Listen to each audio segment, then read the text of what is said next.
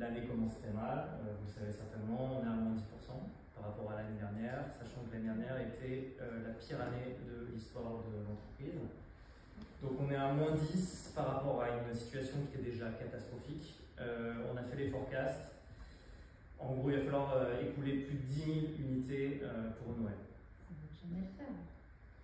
Alors, c'est hyper ambitieux, mais aujourd'hui, on est obligé d'atteindre cet objectif. On n'a pas le choix.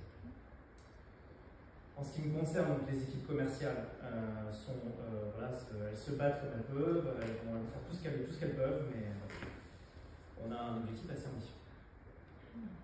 Ok.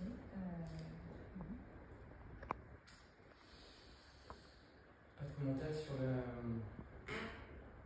les objectifs? Allez-y, Laurent. On sait comment on peut faire ces objectifs s'ils sont si ambitieux?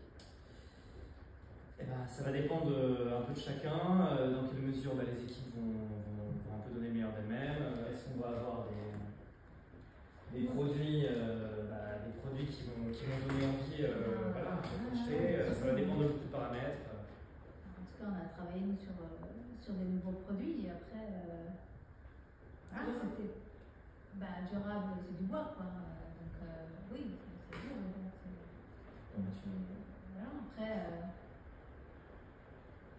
les commerciaux, quand on voit aussi l'ambiance, ils sont pas fous de joie quoi. Enfin, je sais pas si vous avez croisé Lucien récemment.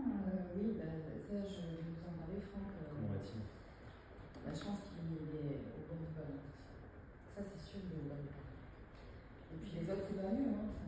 Je veux dire, l'ambiance, elle est mauvaise. J'ai tout essayé. J'ai fait mon petit building, escape game. On va faire un karaoké. Ouais, mais il faut croire que le karaoké s'appelle pas le loyer, c'est bizarre. Oui, alors, en effet, là, ils sont vraiment inquiets. Ouais. Parce qu'ils n'ont déjà pas eu de variable l'année dernière. Donc là, 2 ans de suite, je pense que là. Avec l'équipe design, on a fait vraiment, voilà, on a bossé, on est 4, on a bossé comme des fous à la fois pour proposer des produits pour la partie Chine en mode on va vendre à Lidl pas cher et tout, et on a aussi testé l'innovation, une nouvelle gamme en se disant voilà, peut-être que les bobos parisiens, ils n'ont pas vraiment, c'est pas du tout mais peut-être qu'ils ont envie d'acheter des jouets un peu plus chers. Du coup là on s'est dit que c'est vraiment pour fabriqué en Europe, dans les usines en Moldavie. Enfin, normalement, là, on a des chouettes produits. En plus, on s'est vraiment c'est innovant, quoi. Le smartphone en bois qui fait le tic-tac-toe, là, Vous avez l'écolabel, j'ai vu FSC. Oui, on a ça, mais enfin, c'est pas un label qui fait acheter. Hein. Enfin, là, c'est le coup de cœur. Le label, c'est bien pour l'Europe. Pour les clients, ça change rien. Même pour les consommateurs qui viennent écologistes, de plus en plus. Oui, enfin, à partir du moment où il faut le payer, la différence. C'est ça. C'est un écologisme de discours en fait. Mais quand on est face à son portefeuille, souvent c'est le produit le moins cher qui gagne. On ne va pas se mentir. Et puis nous aujourd'hui, on a des équipes, on a parlé de la grande distribution, ils tirent sur les coûts. Donc en gros, notre enjeu, c'est d'arriver à proposer les produits les moins chers possibles.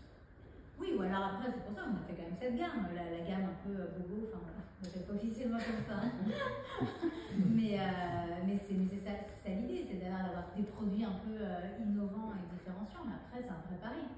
Parce que est-ce que les gens ils vont avoir un coup de cœur pour un jouet et ce coup de cœur il va suffire à le payer plus cher?